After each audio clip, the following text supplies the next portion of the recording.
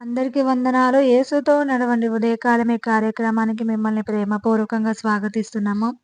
కొండ మీద ప్రసంగం 5 అధ్యాయము 6 వచనంలో మనం ధ్యానించుకుందాము. నీతి కొరకు ఆకలి దప్పికలు గలవారు ధన్యులు, వారు తృప్తిపరచబడుదురు. ప్రభు స్వయంగా మరి కొండ మీద ప్రసంగాన్ని తన శిష్యులకు బోధించడం జరిగింది. మరి ఇది మనం పాటించదగినది. ఇది తప్పకుండా దేవుడు మరి క్రైస్తవులమైన మనము, ప్రభు పిల్లలమైన మనము దీనిని తప్పకుండా ఆచరించవలసిన మరి ప్రసంగమై ఉంది. కాబట్టి దేవుడు అంటున్నారు, నీతి కొరకు ఆకలి దప్పిక గలవారు ధన్యులు, వారు తృప్తిపరచబడతారను. వారు తృప్తిపరచబడతారని రాయబడింది. అంటే ఎవరైతే నీతి కొరకు ఆకలి దప్పికలు కలిగి ఉంటారో, అంటే నీతిగా బ్రతకాలని, నీతి క్రియలు చేయాలని ఎవరైతే ఆకలి దప్పికలు కలిగి ఉంటారో వారు తృప్తిపరచబడతారంట. మరి ఈ వాక్యం చూస్తున్న నీవు నీతి కొరకు ఆకలి దప్పికలు కలిగి ఉన్నావా? మరి నిన్ను నువ్వు ఒకసారి పరీక్షించు. అంతేకాదు లోకపరమైన ఆహారము, నీరు గురించి ప్రభు ఇక్కడ బోధించడం లేదు. కానీ మనం ఈ లోకపరంగా ఆహారం, నీరు తీసుకోకపోతే ఎలాగైతే మన శరీరం బలహీనమవుతుందో, అదే విధంగా మరి నీతిగా బ్రతకకపోతే మన ఆత్మ బలహీనమైపోతుంది. కాబట్టి దేవుడు అంటున్నారు, మనమంట నీతి కొరకు ఆకలి దప్పికలు కలిగి ఉండాలి.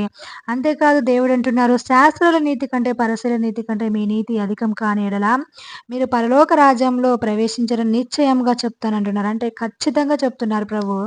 మరి శాస్త్రులు ఎలా జీవించారు, పరిసయ్యులు ఎలా జీవించారో మనం ఒకసారి వారిని ధ్యానించుకొని మరి వారిలాగా కాకుండా మనము మరి అధికమైన నీతితో ఉండాలని ప్రభు చెప్పడం జరుగుతుంది. పరిసయ్యుడు ప్రార్థన మనం చూసినట్లయితే పరిసయ్యుడు అంటున్నారు, నేను వారానికి 2 రోజులు ఉపవాసం ఉంటున్నాను ప్రభా, దశమ భాగం ఇస్తున్నాను. మరి నేనన్నీ నీతిగా బ్రతుకుతున్నాను అని ప్రార్థన చేస్తున్నాడు. స్వనీతితో ప్రార్థన చేస్తున్నాడు. మనం అలా ఉండడానికి వీలు లేదు. ఏ నీతి అయ్యున్నారు. ఆయన యొద్ద మనం నీతిని నేర్చుకునే వారిగా ఉండాలి. మరి నీతిగా మరి బ్రతుకుతూ నీతి క్రియలు చేస్తూ ముందుకు వెళ్ళినప్పుడు మన మార్గమంట అంతకంతకు తేజరిల్లుతుందంట. అంతేకాదు నీతిమంతుల పిల్లలు భిక్షమెత్తుట, మరి వారు విడవబడుట మరి ఎక్కడా ఉండదని ప్రభు చెప్తున్నారు. కాబట్టి మనం నీతిగా బ్రతుకుతే మన పిల్లలు ఇష్టమైన పరిస్థితుల్లో, దీనస్థితిలో ఉంచరు. కాబట్టి అది మరి పరలోకంకి మరి మరి పరలోకాన్ని పొందుకోవడానికే కాకుండా మన పిల్లలకు ఆశీర్వాదమే కాకుండా మనము కూడా నీతిగా బ్రతికినప్పుడు తృప్తిపరచబడతామంట.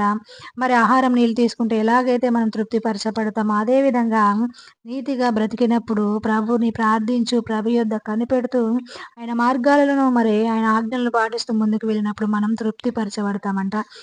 అంతేకాదు మన శ్రమల్లో, హింసల్లో, బాధ, వేదనకరమైన పరిస్థితుల్లో కూడా మరి మనం తృప్తిపరిచే పరిస్థితుల్లో ఉంటాము. అంతేకాదు కృంగిపోము, కృషించిపోము. ఆ శ్రమలలో మనం నశించిపోము. నీతిగా బ్రతికినప్పుడు మరి మనకు ధైర్యం ఉంటుంది కాబట్టి మరి ఎలాంటి శ్రమ వచ్చినా కృంగిపోము. కాబట్టి నీతిగా బ్రతకాలి.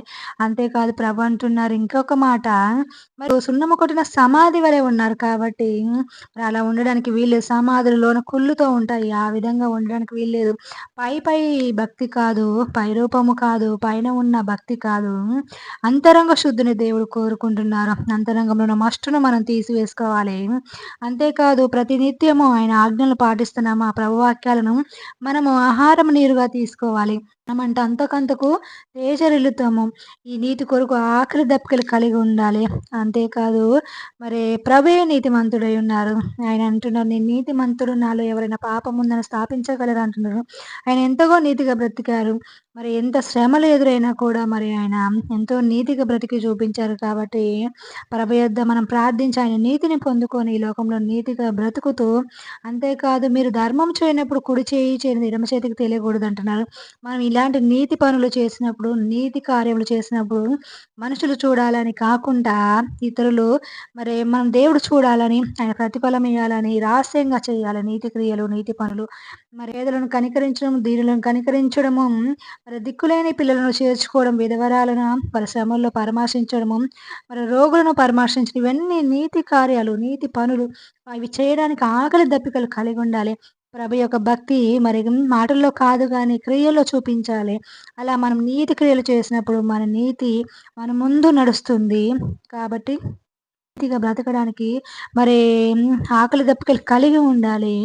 మనం ఇతరులకు ఈ రక్షణ సువార్త చెప్పి నశించిపోవచున్న మరి కుటుంబాలను మరి దేవుడి వైపు త్రిప్పేవారిగా ఉండాలి. ఎవరైతే మరణ పడక మీద ఉన్నారో వారికి దేవుడి గురించి చెప్పాలి. మరి దీనస్థితిలో ఉన్న వారికి, ఆదరణ లేని వారికి మరి ప్రభు గురించి చెప్పి, ప్రభు వైపు నడిపించు, ఆయన నీతిని ప్రకటించే వారిగా మనం ఉన్నప్పుడు, మన నీతి వల్ల మరి ఇలా నీతిగా బ్రతకడం వల్ల అది ధన్యులమని ప్రభు అంటున్నారు. ఆకలి కలిగి దప్పిక కలిగి ఉండాలి. ఈ లోకపరమైన ఆశలు, కోరికలు కాదు. ఈ లోకంలో ఉన్న వాటి కోసం మనం పరిగెత్తే వారిగా కాదు కానీ పరలోకము రాజ్యము, దేవుడి మాటల కోసం మనం పరిగెత్తే వారిగా ఉన్నప్పుడు అది మనకెంతో మేలు చేస్తుంది. మన పిల్లలకు మేలు చేస్తుంది. ప్రభువు రాజ్యంలో మనం ధన్యులంగా ఉంటాము కాబట్టి కొండ మీద ప్రసంగం మనం పాటించదగ్గదై ఉన్నాము. ఈ వాక్యం మీ వెనికిలో దీవించబడును గాక. ఆమేన్.